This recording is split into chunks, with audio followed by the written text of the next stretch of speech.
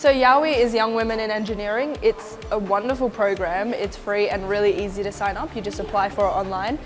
We do really fun activities like this one behind me. It's Earthen dams, where we create a dam with aggregates such as rock, sand, clay, and we test them with water and see who can make the strongest dam. And it's just really fun, hands-on, practical, a great insight on all the different aspects in engineering and STEM.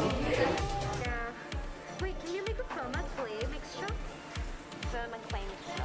Yeah. So I was always a huge humanities person, but after doing YoWIE 2 years ago, my first time, it kind of changed my insight on STEM and it changed my opinion. I thought it was really interesting, a lot more interesting than I thought.